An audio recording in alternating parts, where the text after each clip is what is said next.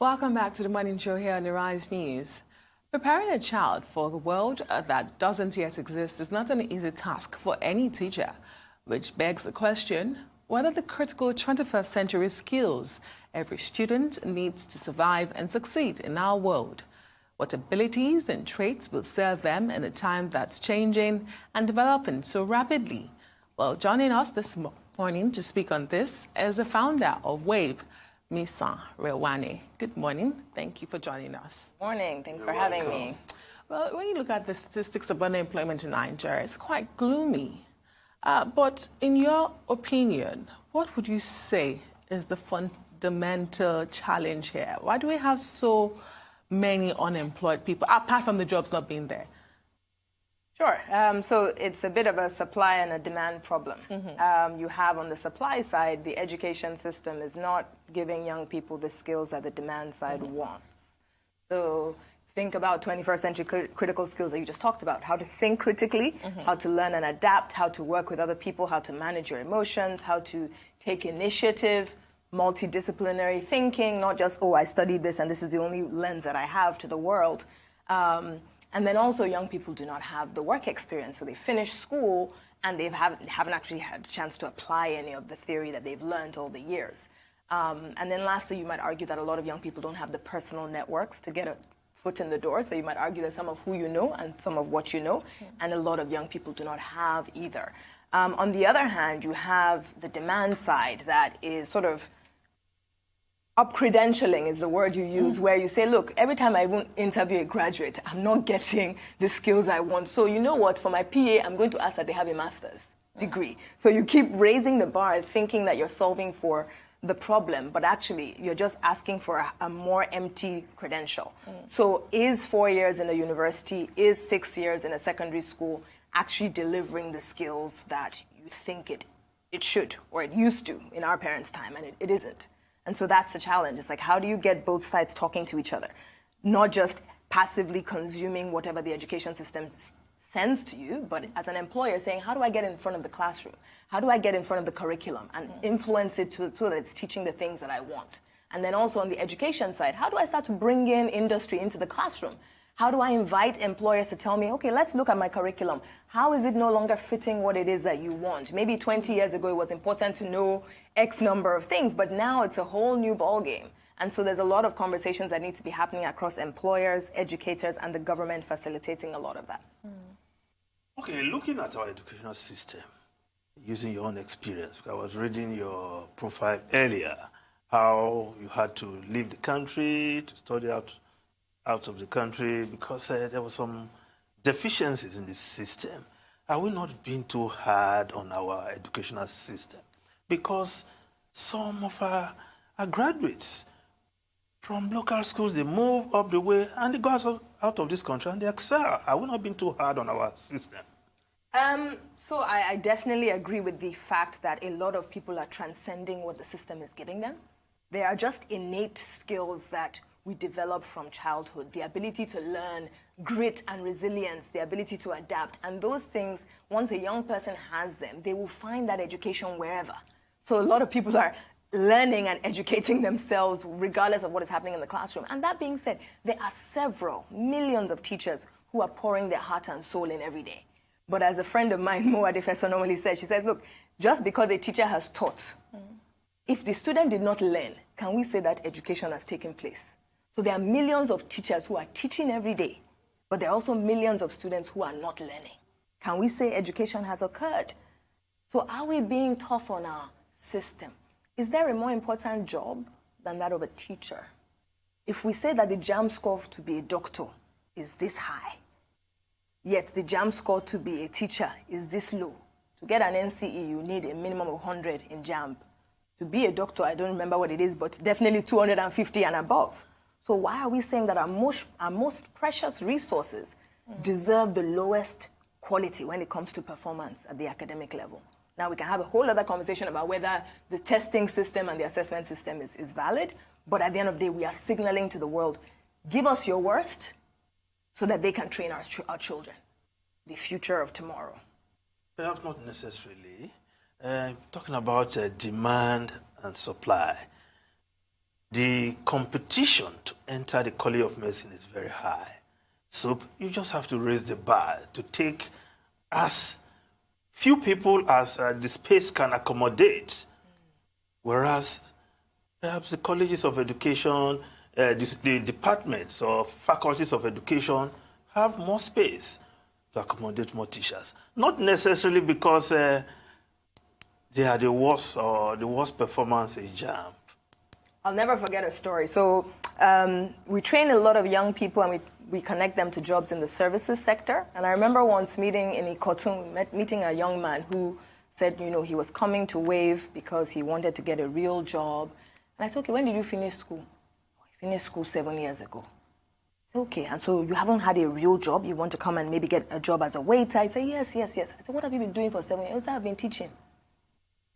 To him, teaching was not a real job. He was coming to get his first real job, which would have been a waiter in a services sector, maybe earning 30K or something. What is the more noble profession, more important profession than teaching our children? So even if it's about supply and demand and the number of seats, the fact that we are signaling to the world, give us your lowest performers, and we will turn them into our teachers to teach our children. Give us your lowest performers, and we will pay them the lowest, so that they are the most demotivated professional core. There's something fundamental. You talked about curriculum earlier. Is it a case of the curriculum being irrelevant in today's world, or is it that the employers are just, their demands are being unrealistic? Well, whether their demands are being unrealistic or not, I think we have to start thinking about the education system, not in isolation, but as an education to employment system. Okay. So the work has not been completed if young people did not transition to employment. That could be self-employment, but they have to have transitioned. And so even if employers' demands are high, we have to raise the bar to meet their demands, because that is why we exist. You exist to make young people good citizens through education, give them a frame of reference to think and be good civil actors, but you also exist to give them economic freedom. And so you have to transition them by giving them the skills that the demand side wants. In terms of the curriculum, it is outdated. Education shouldn't just teach people how to know things. And that's what we're doing. We're just teaching young people how to know, cram and pass. We're not teaching young people who they are, how to discover who you are. We're not teaching them how to do things. And doing is not just the technical skills. Doing is the ability to communicate. It's the ability to work with others. It's the ability to use digital tools to connect with the world. And it's not teaching young people that. So there needs to be a curriculum overhaul. I would love to sit with anyone from the National NRDC to just talk to them about how are you thinking about this. We added 35 vocational subjects to the curriculum about 6-7 years ago. Have we equipped the schools to teach them? Have we trained teachers to teach them? Have we connected industry to come into the classroom and actually tell us what is obsolete and what is now needed? We're not having those conversations. A lot of times I sit in these gatherings where the employers are complaining, the school system is not giving us what we want. I sit in these other gatherings with the educators saying, the employers, their demands are too unrealistic. And then young people are left sort of shortchanged in the middle. So how is WAVE intervening in this conversation? So, we will be the first to admit that we're kind of putting a Band-Aid, a plaster on the problem, which is we're saying, look, if you finished from the system already and you've been shortchanged, so you're 18 to 35 years old and you can't get access to the formal economy, come to us. We will train you in the skills that employers have told us matter. We will then connect you to economic opportunities, connecting you directly to job interviews to get to in front of an employer.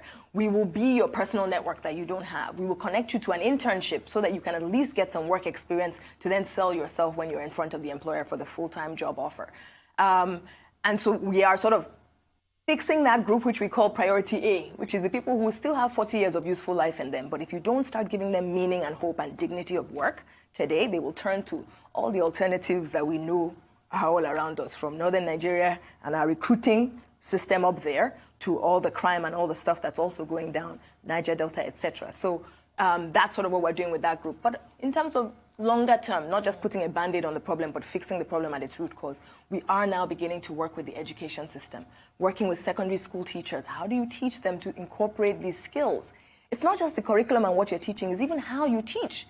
I can be teaching a science class and I can be building teamwork. I can be building critical thinking. I can be building communication skills. Remember in school when you used to debate? That was building confidence. There's so many young people who have never had that opportunity to speak in front of a crowd before. And they get into the workplace, they don't know how to make a presentation. They don't know how to think critically because no teacher has ever asked them, what do you think the answer is? They've just been told, copy on the board, cram and pass. So you deal with this top-tier candidates, like you refer to them, or you connect top-tier candidates with employers? We work with everybody. We don't care if you have a first, we don't actually ask for a secondary school degree. So we don't care if you're the top tier. You're basically retraining graduates, is what you're doing. Yeah. What is the space of this training? And they're not graduates, by the way. We actually do not require a degree. That's the point. Because less than 10% of Nigerians have a degree, a university degree. So every time we talk about our graduates, we're actually shortchanging 90% of the population who is not going to go to university because there are not enough slots. And so we say we don't care if you have a degree. We don't actually care if you have a secondary school degree. Okay. Because what happened was initially we used to ask for a secondary school degree. And then we would meet so many people who finished SS3 and couldn't read and write. Wow. So we said, let's ditch that because clearly asking for a YX certificate does not mean anything anymore. Let's actually just test for the ability to read and write. Because sadly, we will really struggle to get a young person a job if they can't read and write. How can we connect you to adult education so you can learn at least basic literacy and then you can come back and enroll in the academy because you need to be able to follow the concepts that are being taught. But yes, we're essentially running these academies where we have an admissions team we're outreach and admission. So we go out and find young people. So what's the duration? Oh, it's 3.5 weeks. So it's the most intensive. It's all you need. It's the most intensive program that a lot of these young people will go through. To turn them around. Yeah. 3.5 weeks. It's 150 hours. Monday to Saturday, 8 a.m. to 6 p.m. 150 hours is about what you would get in a semester at a university. It's just that you're not going to class 8 to 6 every day, Monday to Saturday. And so that's what we've done is we recognize that a lot of the young people we work with live on less than 15,000 naira a month. So they're low income. And for them sitting in a classroom for more than 1 month, as opposed to being out on the streets hustling to make an income, is too detrimental to them. And so we had to get creative to say, how do we condense a lot of this into 3.5 weeks? And in that 3.5 weeks, everybody will get an unpaid internship for 1 week so that they actually get in front of the employers. In that 1 week, 10 to 40% of them will get a job offer. So that from that 1 week, they've been able to demonstrate, you know what, I actually am willing to learn. So it doesn't matter if I don't have the immediate level that you're looking for. That attitude, that willingness to learn, that ability to ask questions, drive and adaptability, those are the things that really set our young people apart. And they're able to prove themselves with employers. Okay, now this problem is skin deep in the nation. With your so own, deep. Yes. with your intervention, I don't know the capacity you have. Are you not just scratching the problem on the surface? Yeah, we are scratching the problem on the surface. You put it exactly well. So in the last 5.5 years, we have graduated just under 3,000 young people from our programs. So we train, literally all through the year, and we have 4 teams that are running trainings, both in Lagos and outside. With our partnership, so we've worked with the Lagos State government. There's a Ready, Set, Work program where we actually take volunteers across the professional corps into final year tertiary institutions and teach young people before they graduate from the tertiary institutions for 13 weekends, the same skills. And that has allowed us to reach, last year we graduated over 3,500 people from that program. And so kudos to the Office of the Special Advisor on Education and in Lagos State for driving that sort of program. There's the Ministry of Wealth Creation and Employment, who we also work with to train unemployed young people who've already left the system in these same skills. And in that collaboration, we've been able to go to communities that we wouldn't normally get to go to. So we've gone to Ekpe, Mosun, I always forget the name of that. We've gone to Ikotun, we've gone to communities that we normally would not get access to, even in Ajagunle, so that has allowed us to at least scale up our reach. Okay. We're now working with the NYSC, so we're training core members here in Lagos who are going to then go into schools for 1 year in front of secondary school students. We're training them in the same curriculum so that they can go into secondary schools and in that 1 year start to build the same skills in the young people. Plus, it will help the core members so that by the time they finish their youth service year, they're actually more employable and able to connect to a job. So we realize that working on our own is not going to cut it. Right now, we're working with 7 other NGO partners who are training different young people in different skills. So there's OPL Academy that's training people in construction industry.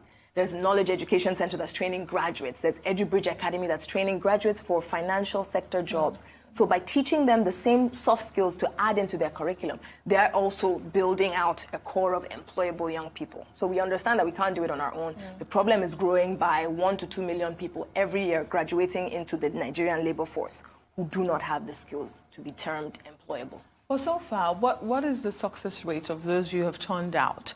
And then I also want to ask you, we'll talk about this 21st century skills needed, required by employers. What are these basic skills, really? So we do an annual survey of our alumni, so who once they finish the program 1 year out. And so the last survey we did of our alumni, about 2,000 of our alumni who graduated between 2013 and 2017, 75% of them are employed in self-employment or back in education and training. 75%? Yes. That's high. And so we continue to work with the 25% who are still unemployed because we know that that's not good enough. In terms of what skills are required, a lot of people talk about the future of work and how even the skills that we have today are not going to serve us when you have now lots of jobs, accounting jobs, data management jobs, legal jobs that are being taken over by machines, by robots, by automation. But there are some skills that will transcend that. And so that's what we're focusing on. What are the things that will not change, even when you have a world of smart robots that are able to do so much more in the technical skills? Those skills are really things like the ability to take initiative, the ability to think critically and creatively. Multidisciplinary thinking is so important. The ability to take information from things that aren't even in your purview and to take them on and say, okay, you know what, I will tweak my opinion based on what you have just told me about science, even though I'm an economics major. The empathy is something we take for granted, but when you hear a lot of issues that happen with customer service, etc., it's because of a lack of empathy. No one has actually taught them how to take off their own shoes and put themselves in another person's shoes. You think about resilience and adaptability. So across the board, I would sum it up as it's the ability to learn. That is what will set you throughout life. I'm not concerned about whether robots take over jobs in the future, because if they tell me that the next skill I need to learn is Chinese, I'll go and learn the Chinese. I have confidence in my ability to learn, and that's what sets young people up to succeed throughout life. Now, in terms of doing this in a far-reaching way,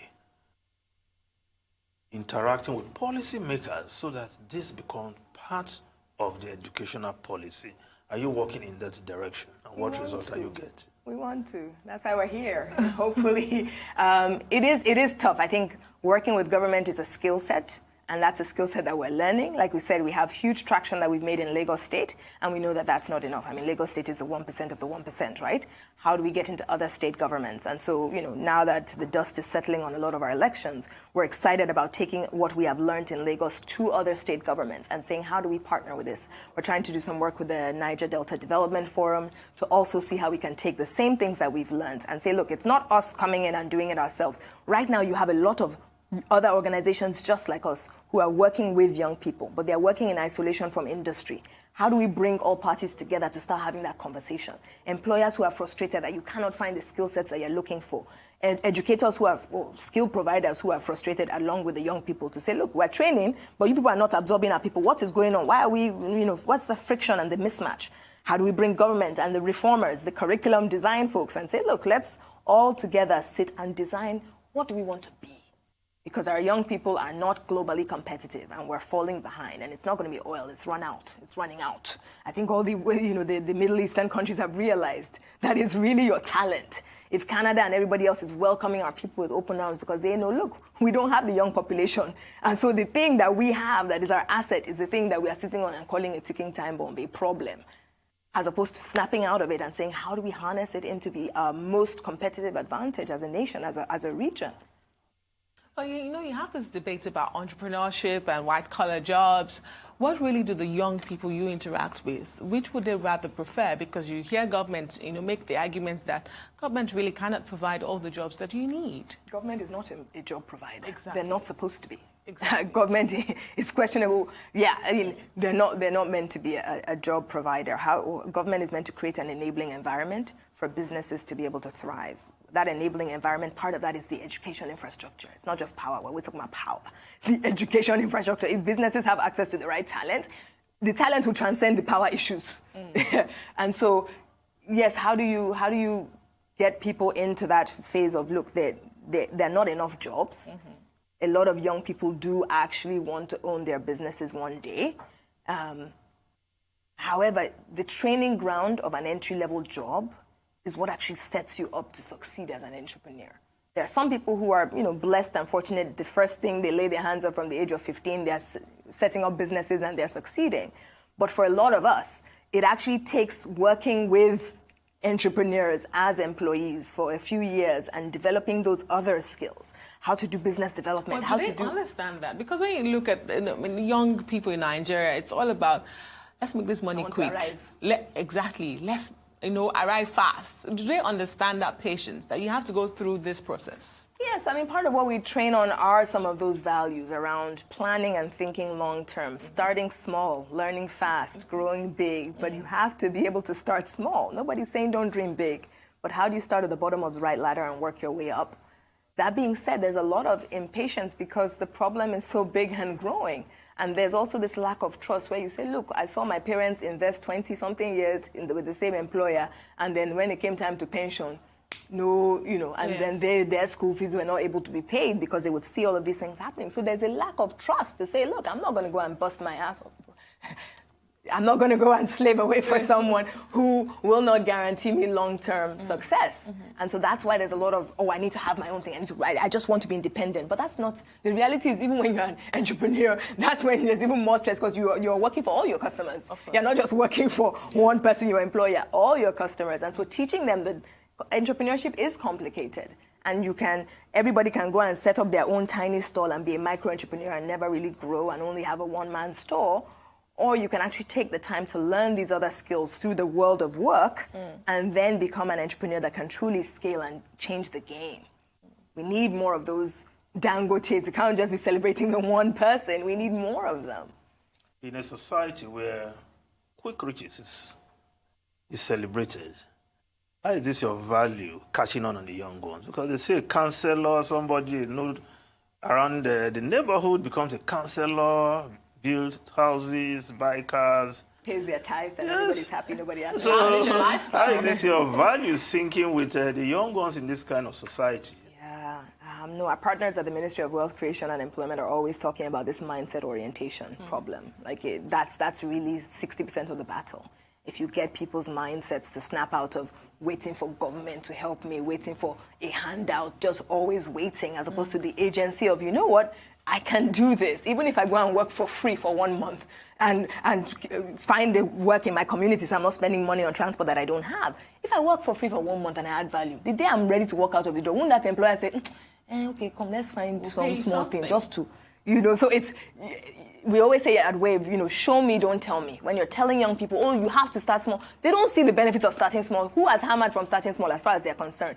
Are we telling those stories? Are we building a narrative of people who've started small, learned fast, and grown big? They need to see it to believe it. You can't tell people, do that, and then me, I've done it something differently. So one is storytelling, changing the narrative. Two is showing them by actually putting them in those positions. We do a lot of impact stories, telling the stories of our alumni, how they started small. We had people who walked 2 hours every day to class, slept on a church on the floor because they needed to get access to the training and they didn't have transport money. Telling those stories about those people and looking at them now. Where are they 5 years later? They're now employers of labor themselves. Slowly the narrative will start to change, but we can't sit around and just fold our arms and keep complaining. So we've just got to start chipping away at that problem. Like a mouse chips away at its big chunk of cheese. You just have to keep chipping away at it. And that's a lot of work cut out for you. But what is in for Wave? What is in it for you? So our team we're over 40 now. And a third of our team is actually made up of our alumni.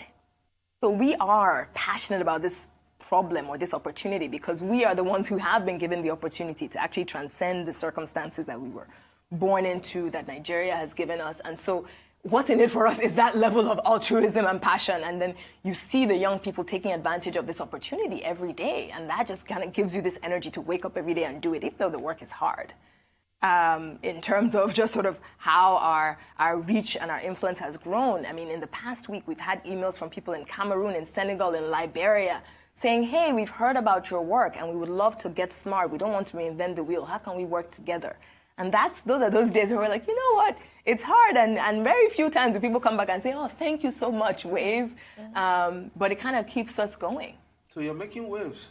We are. We love every pun you can think of in the universe about wave, waving flag, making wave. And we say, I say wave is waving. We have every pun under the book when it comes to wave. So how do people get in touch with Wave? So they can go on our website. It's www.waveacademies.org. And that's for young people who want to attend our academies. And that's for employers who want to recruit or people who want training for their existing staff, because we do run a corporate training arm where we train those same skills that we teach the young people. We train them to existing employees, and you see their performance also increase. And then for anyone else who wants to partner, we're part of this movement called Ready for Work. Okay. So readyforworkng.com, where any educator who says, you know what, I want to do better by my young people. I want to learn these skills. I want to figure out how to teach young people the skills required. Any educator, any policymaker, Ready for Work, it's bigger than WAVE, and it's really around how do we all align and rewire this education to employment system so that we're really delivering young people who are ready for work. Well, that'll be all. Many thanks, Misan Rewane, for coming on the show. We really do wish you the best. Thank you. We know this is a lot of work, and all hands should be on deck. Thank you so much for coming on the show.